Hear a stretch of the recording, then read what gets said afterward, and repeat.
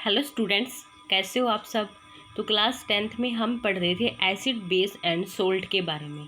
तो दो तरह की एसिड को हमने डिस्कस किया था, जो दोनों ही स्ट्रॉन्ग एसिड थी। एक सल्फ्यूरिक एसिड H2SO4 और एक हमने पढ़ा था हाइड्रोक्लोरिक एसिड यानी कि HCl के बारे में।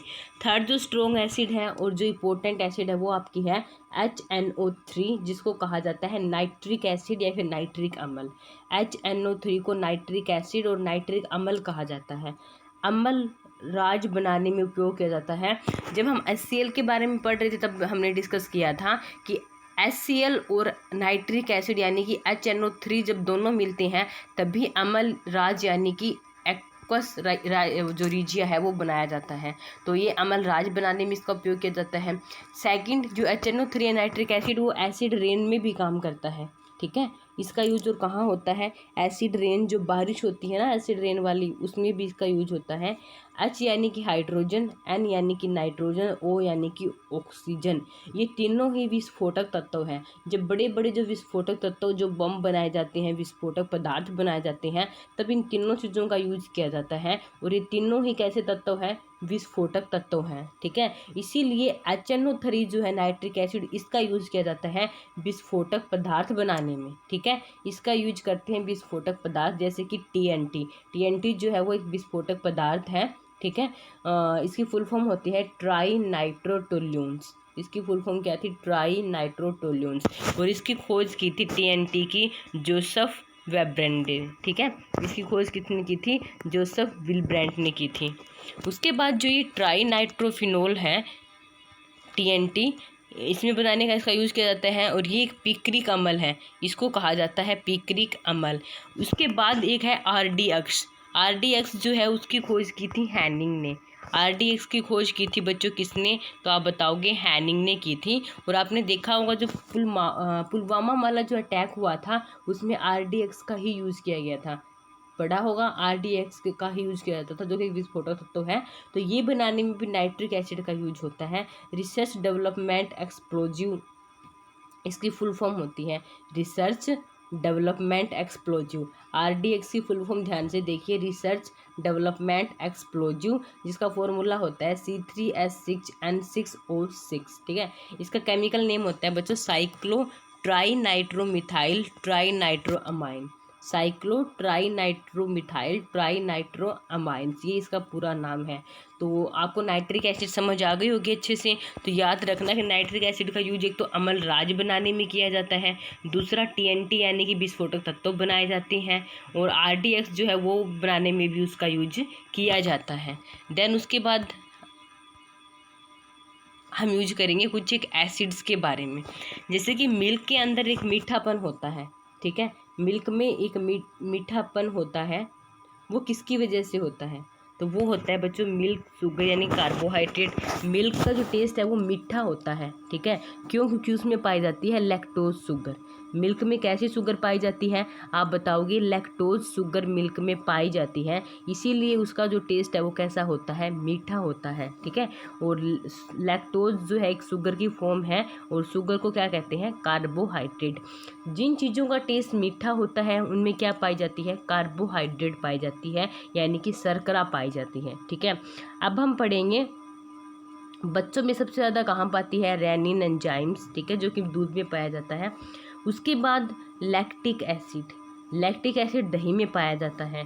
क्रीम एवं जो लोशन बनाए जाते हैं उनमें भी कौन सा एसिड होता है? लैक्टिक एसिड होता है। जो भी क्रीम यूज करती हैं गर्ल्स, जो भी लोशंस वगैरह यूज करते हैं, उनमें क्या होता है? लैक्टिक एसिड होता है। ठीक है, उसके बाद ये जो लैक्टोज है ये क्या करता है? जैसे कि आप दूध से दही बनाते हैं। ठीक है, दूध से जब दही बनाया जाता है तो सबसे पहले दूध में कैसी एसिड? लैक्टोज एसिड, यानी कि मीठा होता है। उसके बाद उसमें हम हल्का सा क्या डालते हैं? खट्टेपन के लिए दही डालते हैं। दही में क्या होते हैं? Lactic acid. कैसे बैक्टीरिया काम करते हैं? तो आप बताओगे लैक्टोबैसिलस बैक्टीरिया। किस टाइप के बैक्टीरिया? लैक्टोबैसिलस बैक्टीरिया, जो क्या करते हैं?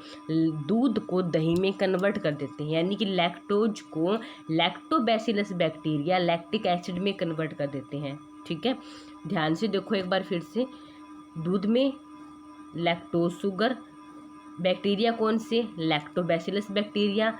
और दही को किस में, यानी कि किस में कन्वर्ट कर दिया, दूध को दही में। और कैसा एसिड आ गया आपके पास, लैक्टिक एसिड। ठीक है। उसके बाद जैसे ही मिल्क यानी कि दूध होता है, तो एक तरह का एंजाइम होता है रेनिन एंजाइम, जो कि मिल्क का पाचन करते हैं हमारी बॉडी में। और कैसी प्रोटीन होती है, उसको केसिन प्रोटीन में कन्वर्ट कर देते हैं। केसिन प्रोटीन पाई जाती है दूध में, जिसका डाइजेशन करते हैं रेनिन एंजाइम। देन सेकंड अगर हम एसिड पढ़ेंगे तो वो आपका है ऑक्जेलिक एसिड। ऑक्जेलिक एसिड जो कि पाया जाता है टमाटर के बीज में और पालक यानी कि स्पिनच में। पालक स्पिनच के अंदर, मतलब पालक में, और टमाटर के बीजों में पाया जाता है ऑक्जेलिक एसिड। ठीक है। इसका यूज़ करते हैं रेस्ट को रिमूवल करने में, यानी कि अगर दाग लग जाते हैं, कहीं भी जंग लग गया, दाग लग गया, रस्ट यानी कि रस्ट को ही कहते हैं जंग, तो उसके दाग को हटाने के लिए टमाटर का यूज किया जाता है। क्यों? क्योंकि टमाटर में क्या होती है, ऑक्जेलिक एसिड होती है। या फिर जो स्टोन है, जो पथरी होती है, वो भी टमाटर के बीज खाने से आती है। ठीक है। कई बार आपने सुना होगा भी, हाँ उसके पथरी है, पथरी का दर्द हो रहा है जो भी, तो वो जो पथरी का दर्द है वो आपके टमाटर के बीज खाने से और दूसरा कैल्शियम को लेने से होता है। ठीक है।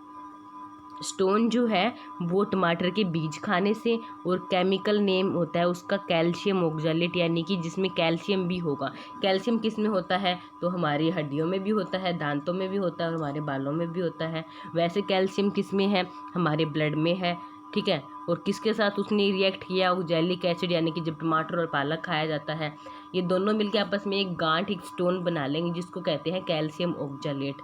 और ये जो पथरी है वो किडनी में भी हो सकती है, गोल ब्लैडर पित्त की थैली में भी हो सकती है, और लंग्स में भी हो सकती है। बट 90% जो ये पथरी है वो आपकी पाई जाती है पित्ताशय, पित्ताशय यानी कि गोल ब्लैडर के अंदर, पित्त की थैली के अंदर। ठीक है। उसके बाद जो ऑक्जेलिक एसिड है उसका यूज ब्लड बैंक में किया जाता है। जहाँ जो बड़े बड़े ब्लड बैंक है, जहाँ ब्लड को स्टोर किया जाता है, तो वहाँ भी ऑक्जेलिक एसिड का यूज करते हैं ब्लड को प्रिजर्व करने के लिए। ठीक है। क्योंकि ब्लड बाहर निकलते ही कैसी फॉर्म में आ जाता है, वो जम जाता है, तो उसको जमने से रोकने के लिए सोडियम ऑक्जेलेट का यूज किया जाता है। ब्लड को जमने नहीं देता, ये जो सोडियम ऑक्जेलेट है ये ब्लड को जमने नहीं देता। इट मीन्स ऑक्जेलिक एसिड यानी कि ऑक्जेलेट, तो ये ब्लड को जमने से भी रोकती है। तो हमने दो तरह की एसिड कर ली और एक आपका नाइट्रिक एसिड पढ़ लिया। ठीक है। आज के लिए इतना ही, बाकी मिलेंगे कल की क्लास में। पढ़ते रहिए।